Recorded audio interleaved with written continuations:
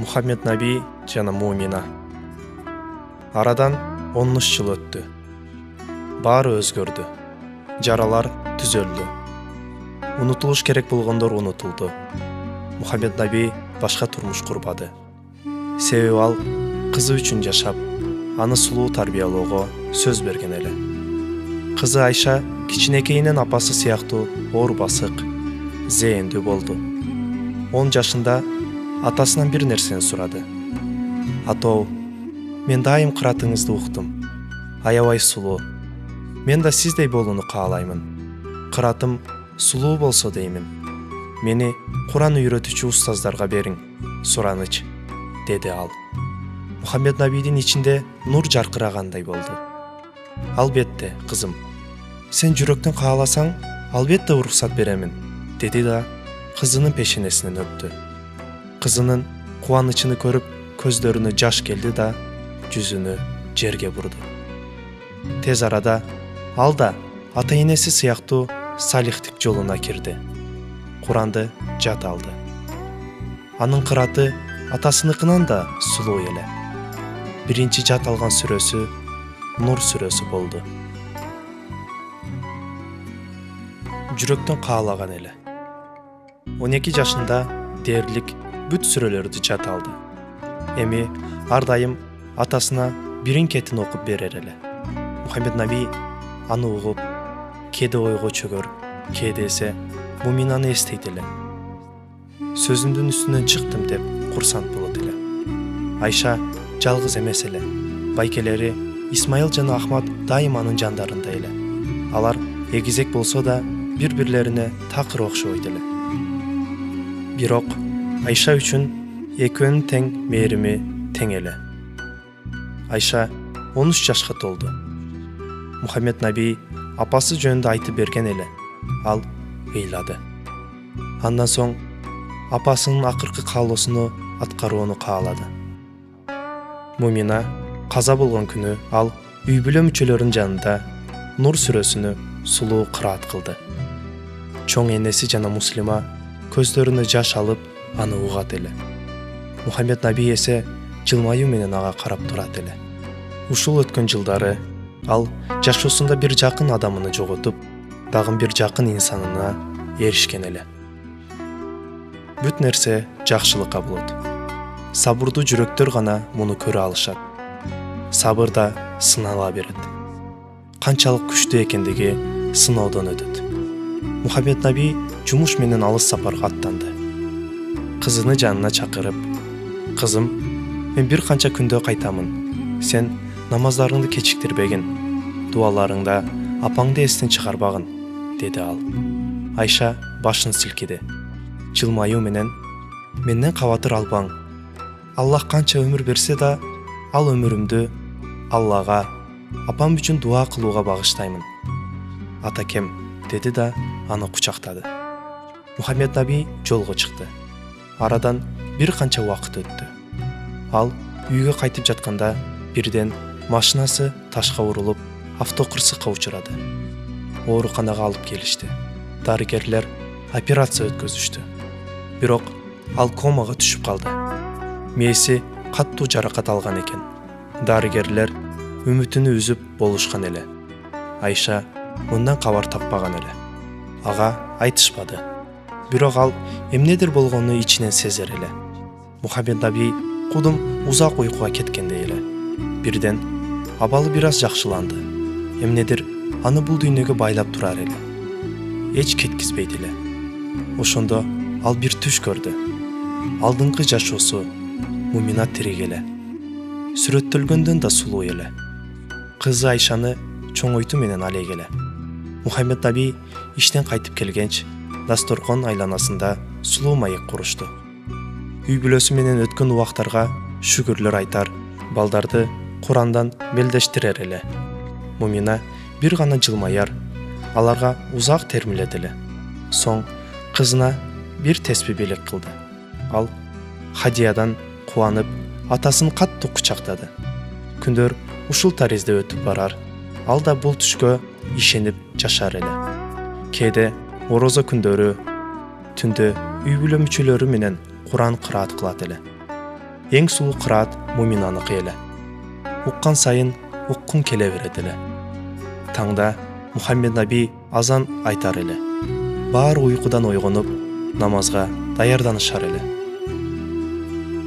Орозо да түгөп бара жаткан эле. Кадыр кечеси түнү бою намаз окуп, дуалар кылышты. Таңда эсе жеңил жамгыр жаады. Кудум ал жүрөктөрдүн кирини жуугандай болду. Тез арада айт намаздары да окулду. Мухаммед наби бир нече күн иш сапары менен алыс шаарга кетти. Кайтканч, ал бир жаңылыкты укту. Мумина кайрадан апа болуусун айтты. Мухаммед набийим, сизге бир жакшы кабарым бар. Эмне экен? Сиз жакында дагы бир жолу ата болосуз. Эмне? Чын элеби? Деп таң калды ал. Мумина жылмаюу менен баш силкиди. Соң үй бүлө мүчөлөрүнө бул кабарды айтты да кубанычтан Айшаны кучактады. Атаке, мен эже боломунбу? Ооба кызым, саңа ини келип жатат. Аллага шүгүр, деп Муминага карады. Ал жылмайды. Муслима сурады. Бул ирет эмне каалайсыздар? Роббимдин бергени, деди Мумина. Айшанын кубанычы ичине батпайт эле. Исмайыл жана Ахмат ага, жаңы бөбөк биздин инибиз болот. Биз аны сенден көбүрөөк жакшы көрөбүз. Ал бизге окшойт, деди. Айша аны кызганып, аларга бербестигин айтты. Аларды көрүп тургандар күлүп жиберишти. Балдар заматта жарашып, кайрадан бирге ойношот эле. Алар бөбөктүн байкелери болушуна сүйлөшүп алышты. Бактылуу үй бүлө сүрөтү аларда көрүнөт эле. Күндөр шүгүрлөргө толуу өтөт эле. Тез арада кубанычтарына кубанч кошуш үчүн Усманды үйлөндүрүштү. Той аябай сонун өттү. Балдарды жагымдуу күлкүлөрү, небере кош кабары тойго көрк берер эле. Келин да Салих үй бүлөнүн кызы, диндар жана муслима кыз эле. Усманга аябай саз эле. Ал да бакыт астанасына кадам койгон эле. Ата-энесинин акыркы милдеттери да аткарылган эле. Өтмүштө бул үй чалаң уул балдарды тарбия кылды. Эми эсе үй бүлө бүтүн. Анда 3 кыз да бар. Тагырагы келиндери өздөрүнүн кызындай болуп калышкан эле. Момун инсанга дагы кандай бакыт керек?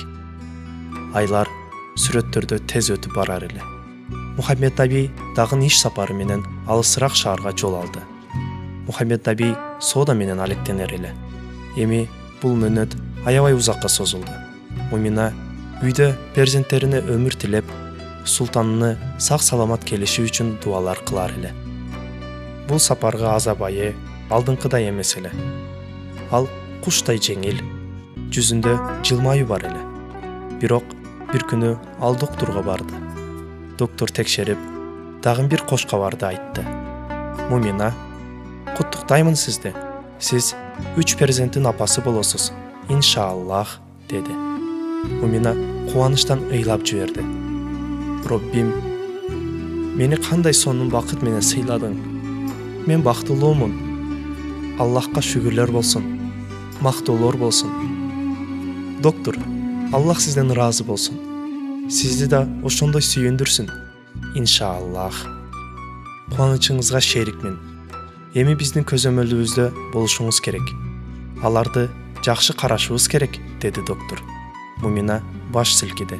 Соң үйгө сулуу кыялдар менен кайтты. Тафаккур ичинде эле. Кечке чейин эч кимге унчукпады. Түн түшкөнч Мухаммед наби үйгө кайтты. Муну көрүп Айша кубанды да атасыны кучактады. Кош келиңиз, атаке, мен сизди сагындым. Кош көрдүм кызым, мен да силерди сагындым. Ден соолуңар жакшыбы? Альхамдулиллах. Аллага шүгүр, жакшы атаке. Апаң каерде? Үйдө, деди ал. Мумина ичкеринен чыгып келди. Ассаламу алейкум, кош келдиңиз. Ва алейкум ассалам, кош көрдүм. Жакшысыңарбы? Роббиме шүгүр, жакшыбыз. Өзүңүз жакшы келдиңизби? Ооба, жакшы шүгүр. анда сиз ичкериге кирип дем алың. Дасторкон даярдаймын, деди ал. Мухаммед наби баш силкиди да ичкериге кирип, үй бүлөсү менен көрүштү. Кечки дасторкон жазылды. Мумина бул жаңылыкты тамактан соң айтууну чечим чыгарды. Дасторкон айланасында бүт үй бүлө топтолушту. Сулуу маек менен отурушар эле. Мухаммед наби сапардагы окуялардан кабардар кылды. Алып келген белектерди аларга берди. Баары андан ыраазы болду. Соң Муминага бир сонун оромолду узатты. Бул сага. Ал жакшы күндөргө оро. Рахмат, деди да жерге карады. Бир аз тын алып, хадиялар инсандар арасындагы сүйүүнү күчөйтөт. Сиздерге бир жаңылыгым бар. Иншаллах сүйүнөсүз. Эмне экен, деди муслима. Мухаммед наби, сиз жакында 3 перзенттин атасы болосуз. Иншаллах. Чын элеби? Деп кубанды ал. Ата-энеси сүйүнүштү. Кызым, өмүрү менен ата-энеси менен берген болсун Аллахым, деди анын апасы. Айтканыңыз келсин, апа.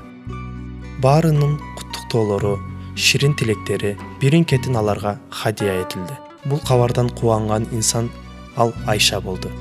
Ал апасын катты кучактайт эле. Күндөр ушул таризде өтүп барар эле. Тез арада Курбан айт да белгиленди. Ошол күнү таңда эшиктер чоң ачылат. Үйгө шамал менен бирге береке фейс кирет.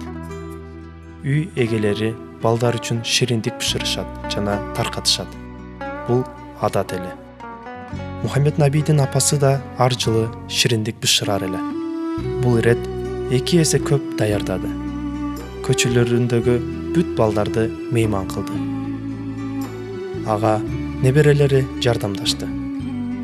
Чоң эне, эмнеге ар жылы балдарга шириндик таркатабыз? Деп сурады Ахмат. Урф адатыбыз ошондой. Майрам шириндиктери балдарга таркатылыш керек. Алардын көңүлүнө алышыбыз керек. Ооба, бирок эмнеге бул ирет көбүрөөк бышырдыңыз? Деди Исмайыл. Чоң энеси жылмаюу менен, инилериңдин атына бардык балдарды мейман кылайын дедим, балам. Мумина муну күзөтүп турат эле. Күлдү да аларга майрам шириндиктеринен берди. Алар эсе ыраазычылык билдирип ичкериге кирип кетишти. Мумина апасынын жанына келип, ичиндеги каалоосун айтты. Апа, мен перзенттеримди сиз сыяктуу сулуу тарбия кылмакчымын. Мага жардам бере аласызбы? Албетте, кызым. Мен силер менен биргемин, деди апасы. Мен сизге аябай суктанамын. Перзенттериңиз Аллахка ишенген салих пенделер. Нур жүздүү апасынын себеби менен, албетте, деп жылмайды ал. Мумина үчүн кайненеси өрнөк эле.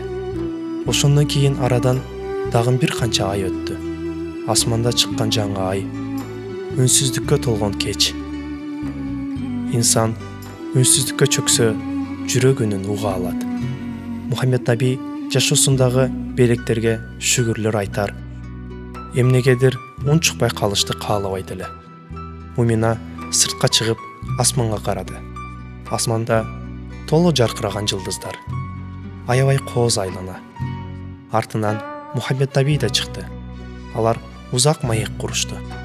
Бирден Мухаммед набийим, сиз кызыбызга жакшы ата болдуңуз. Сөзүңүздүн үстүнөн чыктыңыз. Кызыбыз Куранды кыраат кылып, соогун мага багыштады. Рухум тескин тапты. Эми эсе эмнеге аны жалгыз калтырып жатасыз?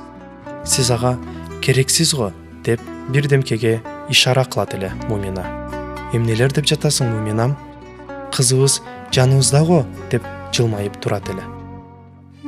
Жүрөгү менен эмес, деди акырын ал. Ортого түшүнөрсүз абал түштү. Айша атасынын абалынан кабар тапканы үчүн Мухаммед набийдин түшү кескин таризде өзгөрүп кеткен эле. Ал тынбастан ыйлайт эле. Аллахтан шыпа сурайт эле. Атоо, эмне сиз да кетүүгө бел байлап жатасыз? Мен сизге керек эмесминби? Менин жашоом сизге кызык эмеспи? Эмнеге атоо, эмнеге күрөшпөй жатасыз деп тынбай ыйлайт эле. Чоң энеси аны сыртка алып чыкты. Кызым, сен атаңа керексиң. Бирок азыр ыйлаш эмес, ал үчүн Аллага дуа кылыш керек.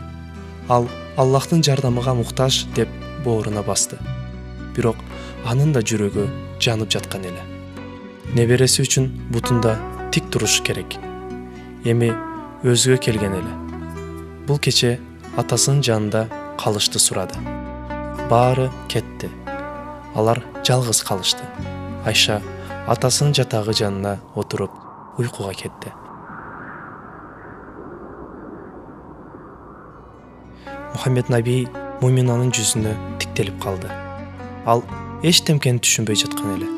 Бирден Муминанын табы качты. Мухаммед наби аны ооруканага алып келди. Докторлор аны ичкериге алып кирип кетишти. Бир аздан кийин баары келди. Муслима да ичкерине кирди. Алардан кыйла убакыт дарек болбоду. Мухаммед наби дуалар кылар, бир аз коркот эле. Бакара сүрөсүн окуп, түгөтпөстөн Муслима чыгып келди. Баарына жакшы кабарды жеткизди. Перзент мубарек болсун, Мухаммед наби. 3 уул перзент берди, Роббим, деди жылмаюу менен. Алар сүйүнүп кетишти. Аллага шүгүр. Мумина жакшыбы? Ооба, ал аябай жакшы.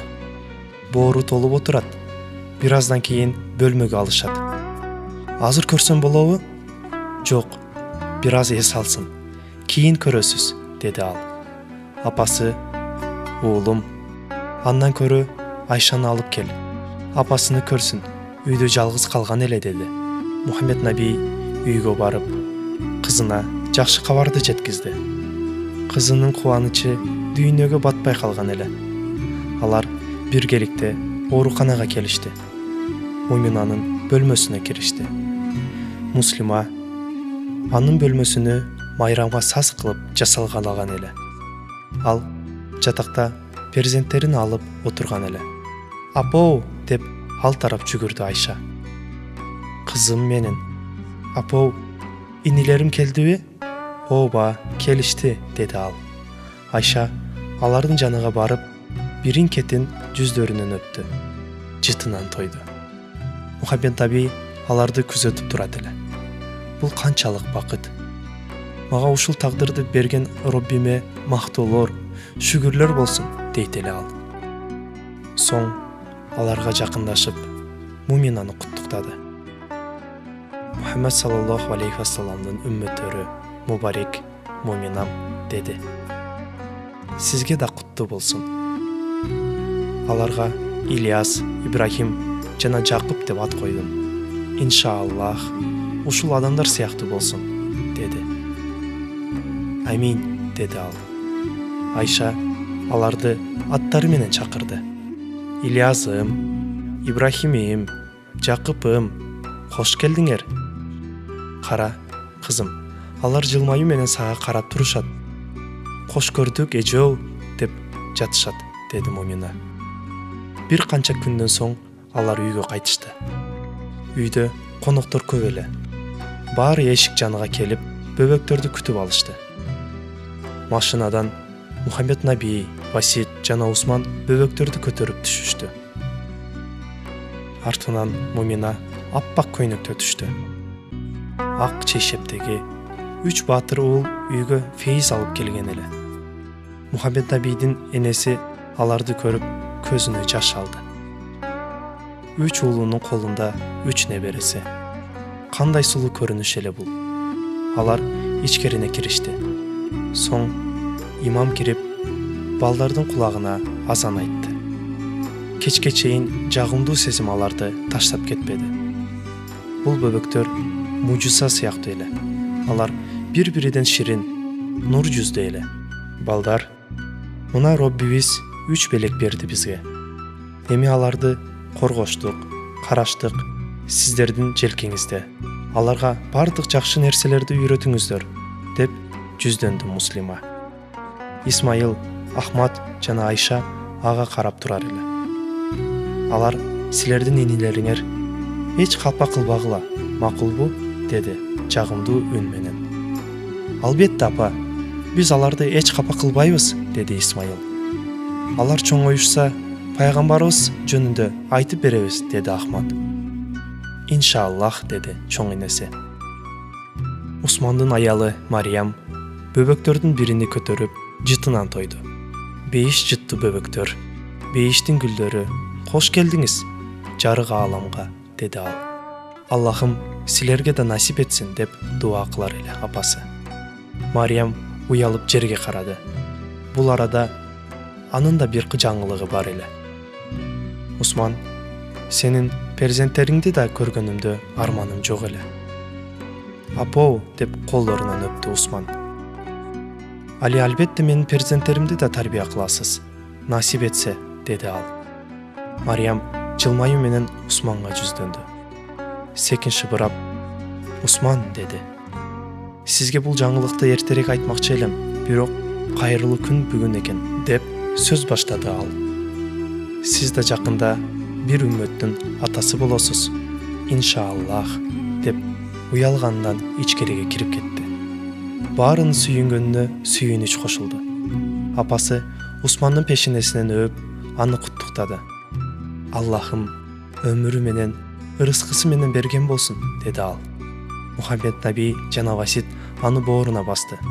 Тууганым, Аллах бактыңарды бүтүн кылсын, дешти. Соң Усман Мариямдын жанына келип, анын пешенесинен өптү. Мени кубандырганың үчүн Аллах сенден ыраазы болсун. Аллах баарыбыздан ыраазы болсун, деди Мариям. Арадан айлар өттү. Алардын үй бүлөсүнө кичинекей кыз кошулду. Атыны Рабия деп коюшту. Бөбөк себебине садакалар беришти. Күндөн күн бул үй бүлө толуп барар эле.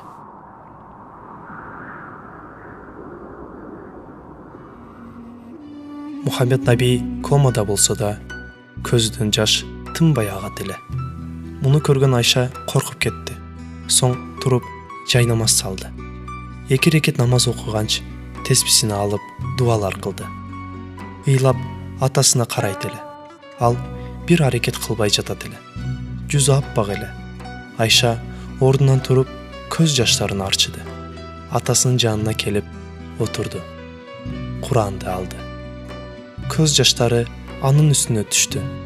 Фатиха сүрөсүнү кайра-кайра жагымдуу кырат кыла баштады. Көзүдө жаш менен.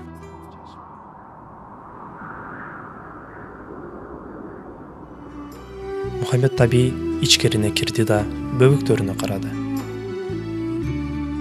Алар ширин болуп уктап жатат эле. Мумина эсе жайнамаз үстүндө салаваттар айтып отурат эле. Мухаммед наби да анын жанына отуруп теспих кайтарды. Мумина дуа кылып болгонч ага жүздөндү. Мухаммед наби, эмнеге сиз кызыбызды жалгыздатып койдуңуз? Ал сиздин мээримиңизге муктаж го. Мухаммед наби кайра таң калды. Эмнеге мындай деп жатасың? Сага эмне болду, Муминам, деди. Ал кайра унчукпайт. Үнсүздүк океанына чөктү. Мухаммед наби бул абал кайра-кайра кайталана беришинен корко баштады. Соң ордунан туруп кызынын бөлмөсүнө кирди. Ал да уктап жатат эле. Жаныга келип, мени кечир кызым, жалгыз калтырганым үчүн. Сен менин барлыгымсың, жарык жылдызымсың. Аллахым бактыңды бүтүн кылсын, деп пешенесинен өттү. Мумина эшик жанында аларга карап турат эле. Мумина эмнеге мындай кылып жатканы Мухаммед набийди ойлондурду. Таң атты.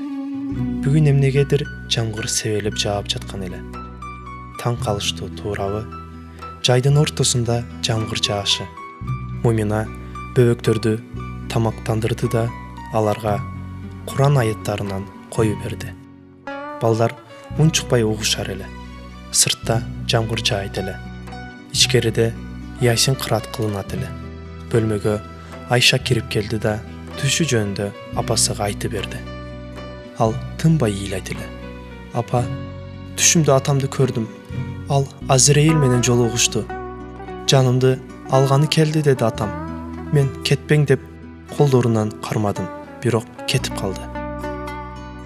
Мени кечир кызым, жалгыз калтырганым үчүн. Сен менин барлыгымсың, жарык жылдызымсың. Аллахым бактыңды бүтүн кылсын, деди. Андан соң пешинемден өптү. Апа, атам өлүп калды түшүмдө, деп ыйлайт эле ал. Кызым, ыйлаба, бул жөнөкөй түш. Ал тескерисини көрсөтөт. Аллах кааласа, атаң көп жашайт. Сенин жаныңда болот. Аллахтан сура. Баары жакшы болот, деп кызыны бооруна басты. Ойлорго чөмдү. Түн түштү. Жамгырдан соң жердин жыты айлананы каптап калган эле. Мумина Мухаммед набийден кабар алыш үчүн бөлмөгө кирди. Ал жалгыз отурат эле. Бирден туруп, Муминанын колундагы китептерди алды. Алар биргеликте китептерди текчеге коюшту. Китептер арасынан бир кичинерээк китепти алды да Мухаммед набийге карматты ал. Ал бир-эки барактап карады. Башыдан эмнелердир жазылган эле. Бирок калган беттери бомбош эле. Эмнеге булар бош? Себеби бул улантырылбаган. Эмнеге? Сиз өз жашооңузду улантырбайт экенсиз, бул китепте жазылбайт, деди каттуураак абалда. Бул сиздин өмүр дептериңиз. Мен жашап жатам го, эмнеге жазылбай жатат? Жок, сиз жашабай жатасыз. Жашашты каалабай жатасыз, деп баса белгиледи ал. Муминам, эмнелер деп жатасың? Мен сени түшүнбөй жатам. Кыйладан бери башкача сөздөрдү сүйлөп жатасың. Мухаммед набийим, сиз жашашыңыз керек. Кызыбызга керексиз. Сиз бул жерде калың. Мен эсе балдар менен узакка кетемин. Бизди унутуң. Бир күнү махшарда көрүшөбүз, деп ордунан турду. Мухаммед набий анын артынан жүрдү, бирок ылдамдай албады. Ал перзенттерини колуга алып, нур тарап жүрдү. Бирден шамал эсе баштады. Мухаммед набий көзүдө жаш менен алар тарап барышка аракеттенер, бирок жете албайт эле. Мумина артына карап жылмайды. Мухаммед набий колдоруну созуп, кетпегиле, деди. Мен сизди Аллах үчүн жакшы көрөмүн. Кызыбызды аманат тапшырдым, деп артка бурулду. Нурлуу эшиктерден кирип кетти. Мухаммед набий жерге жыгылды жана каттуу ыйлап жиберди. Ошондо анын көз жаштарыны бир киши арчый баштады. Ал кызы Айша эле. Кызыны бооруна басып ыйлады.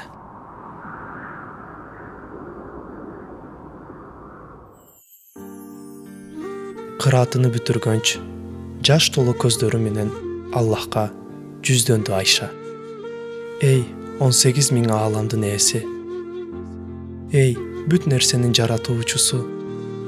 Жүрөктөн сүйүлгөн зат. Күнөөлөрдү кечирүүчү Аль-Афу. Сенин каалооң менен туулдук. Сенин каалооң менен өлөбүз.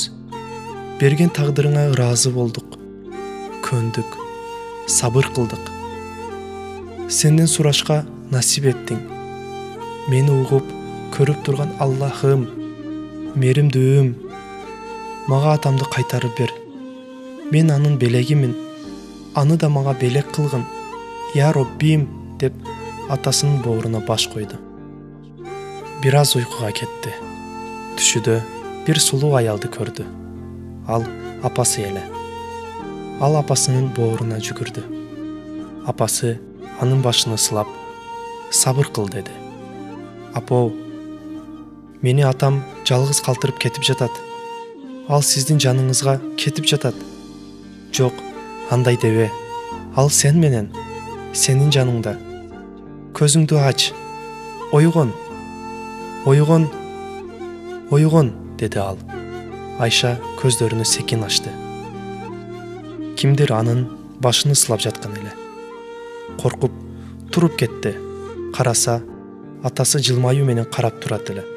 Ал атасыны кучактады. Жүз көздөрүнү өптү. Көз жаштарына арчып, doktorlарды чакырды. Үмүт жок деп ойлогон доктурлар бул мужизаны көрүп, акырын үн менен Subhanallah дешти. Тез арада үй бүлө мүчөлөрү келишти. Бул мужизадан таң калышкан эле. Айша атасынын желкесине баш коюп, Аллага шүгүрлөр айтат эле. Анын жүзү мурункудан күлгөн эле. Тез күндөрдө ооруканадан чыгышты. Үйгө барганч, айлананы көңүл коюу менен күзөттү. Муну көргөн жакындары анын бул аракетине түшүнүшпөдү. Айша атасынан эмнеге мындай кылганын сурады. Ал күлүп, үйүбүздү сагынган элек деди. Чынында түшүндө болгон ширин күндөрдү үйдүн дубалдарында көрүп жаткан эле. Муну эч кимге айтпады. Ушул түштө өткөн өмүрүнү ал арзу деп атады. Бирок бир аз болсо да муминанын жанында болгону үчүн Аллага шүгүрлөр айтты. Ошол кече Мухаммед наби дагы бир түш көрдү. Ал түшүдө кайрадан ошол бактын ичинде отурат эле. Жаныга Айша келди. Алар маек куруп отурушкан эле. Кайсыл жердендир кооз кыра түнү угулду. Айланага карашты, бирок эч кимди көрбөдү. Бул үн Айшага белгисиз эле. Мухаммед наби эсе бул үндү тааныйт эле. Бул муминанын үнү эле. Бирден айланага нур таралды. Булуттар жерге тепкич курушту. Андан узун, аппак көйнөктүү киши түшүп келер эле. Бирок жүзү көрүнбөйт эле. Жерге түшкөнч, Мухаммед набийим деди ал. Мухаммед наби ага карады. Мумина деди ал. Кызым, мен сенин апаңмын, кел боорма деди ал. Айша ордунан туруп аны кучактады. Мухаммед наби да аны менен бетме бет келди. Апо, сизди сагындым. Мен да силерди аябай сагындым. Мухаммед набийим, кызыбыздын жанында болуң. Мен сизге аны аманат кылып тапшырдым. Сөзүңүздүн үстүнөн чыктыңыз. Бул үчүн сизге рахмат деп кызынын пешенесинен өптү. Мухаммед набийим, Аллах сизден ыраазы болсун деди ал. Аллах баарыбыздан ыраазы болсун, гүлүм деп анын пешенесинен өптү. Гүл жыты келет эле андан. Айшанын колуну атасынын колуга карматып, сиздерди Аллах сактасын деп артыга кайтты. Бир күн келип, ачылбайт деген гүлүңүз ачылат. Кетпейт деген дардыңыз кетет. Түгөбөйт деп эсептеген убактыңыз түгөйт. Жашоо ошондой бир сыр. Алгач шүгүр, анан сабыр, акырында ишеничтир деп айткан Хазирети Мевлана. Бирок бир күн Роббибиз насип этпегендеринин ордуна андан баалуурагын берет. Ар бири үчүн да Альхамдулиллах.